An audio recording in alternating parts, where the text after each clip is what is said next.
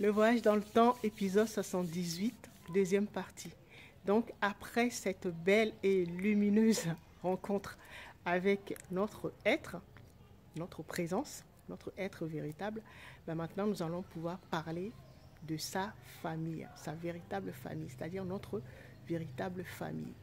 Et si vous avez regardé l'épisode 77, ben vous allez comprendre que notre famille ou la famille de cette présence que nous sommes, ce sont nos cellules.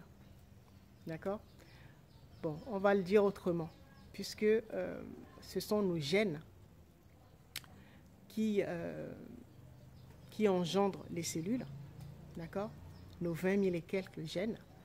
Et donc, vous allez comprendre, vous avez compris tout de suite que, en fait, notre véritable famille, donc notre âme ou notre être véritable ou notre armée, d'accord, notre armée de libération qu'il faut mettre en place, organiser, structurer. Il faut travailler en fait avec nos généraux, notre génie militaire, qui sont constitués de ces 20 000 et quelques généraux, c'est-à-dire les gènes, génie, d'accord? On va les calculer. La science parle de entre 20 000 et 22 000 gènes. On va calculer aujourd'hui et vous saurez combien de gènes vous avez, sachant que vous êtes un de ces gènes. D'accord? Alors, on avait vu, la tortue nous avait appris que nous évoluons dans 28 dimensions. D'accord? Notre univers est composé de 28 dimensions. Et chaque dimension était composée de 13 degrés ou 13 sous-dimensions. Alors, chaque sous-dimension, ces 13 sous-dimensions sont polarisées. Par exemple, la dimension qui correspond à l'émotion, donc au monde astral, vous avez le haut astral et le bas astral, donc c'est polarisé, double. D'accord? Ça veut dire que 13, il va falloir le multiplier par 2. 13 fois 2, ça fait 26. Alors, quand nous multiplions 13, c'est 26 par le nombre de dimensions, 28, nous trouvons 28 fois 26, nous trouvons 728. D'accord? Vous avez compris que la 29e dimension, je vous ai expliqué dans la première partie à quoi ça correspond. D'accord? C'est là où se trouve la présence. Donc, on ne le compte pas. D'accord? Donc, 28 fois 26, ça fait 728. Alors, nous savons également que les 28 dimensions sont également polarisées.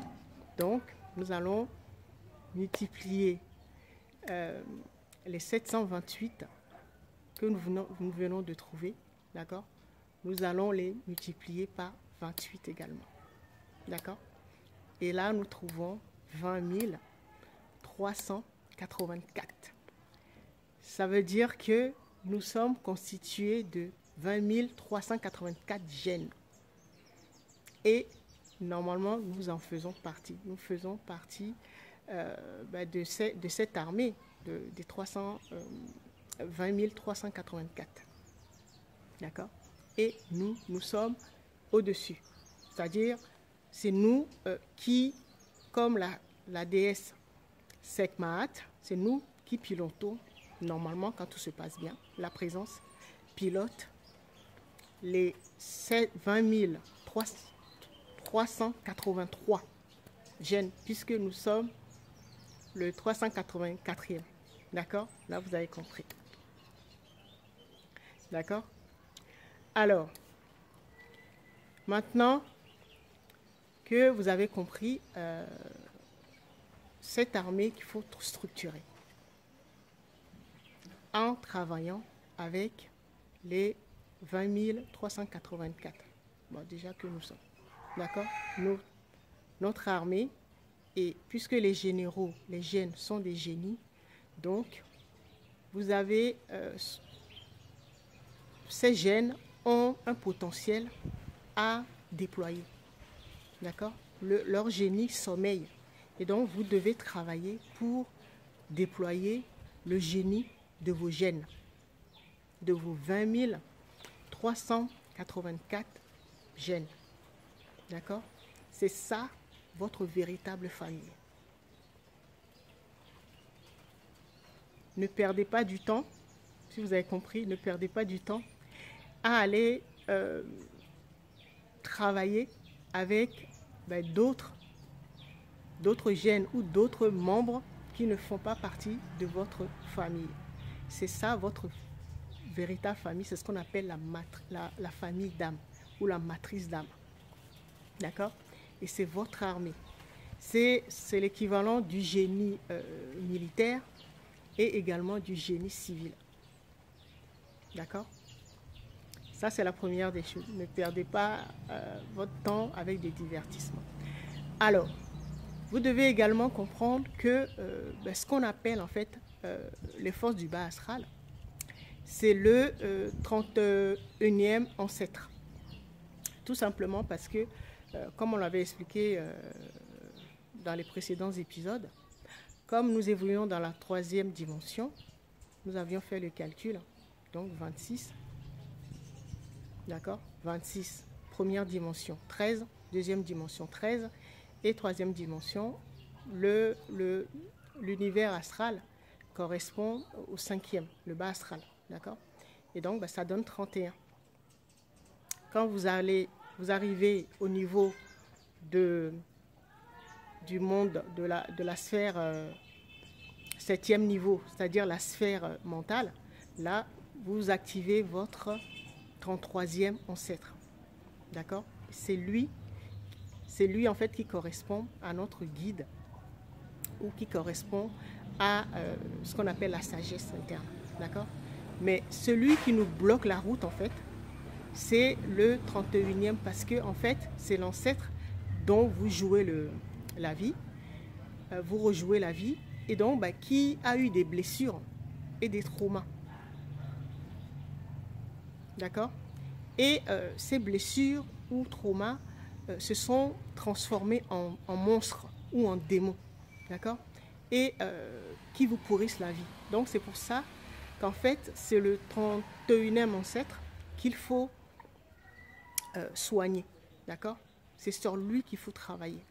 Donc si vous êtes une femme, ce sera une grand-mère, paternelle ou maternelle, et si vous êtes un homme, ce sera un grand-père, paternel ou maternel, d'accord? Et c'est celui sur lequel il faut travailler. C'est lui qui crée tout ce désordre qui nous empêche en fait de voir la véritable réalité, toutes les attaques psychiques dont je vous ai parlé, qui flouent en fait toutes les directives ou les solutions que nous envoie notre être véritable. D'accord? Ça, c'est très, très, très important d'identifier le 31e épisode, ancêtre, et de le soigner. D'accord? Parce que ce qui est important, l'objectif, en fait, c'est de pouvoir créer son égrégore. Et vous avez compris, l'égrégore correspond au mariage ou la réconciliation entre notre âme et notre esprit, ce qu'on appelle le phénomène de flamme jumelle, d'accord? Et donc, quand l'âme est réconciliée avec l'esprit, ça engendre automatiquement notre double quantique, c'est ce qu'on appelle notre enfant divin ou notre enfant quantique. Et c'est cet enfant qui sera notre égrégore, c'est-à-dire notre arme de dissuasion pour en fait explorer toutes les dimensions sans être inquiété. D'accord? Il ne s'agit pas d'aller nourrir l'égrégore de quelqu'un d'un autre groupe. C'est de votre propre égrégore qu'il faut structurer pour pouvoir avancer. D'accord? Les égrégores, il y en a beaucoup dans le faux monde. Et religieux, vous en avez, voilà, même dans la spiritualité, on en trouve. C'est de votre égrégore qu'il s'agit. Vous devez créer votre propre égrégore.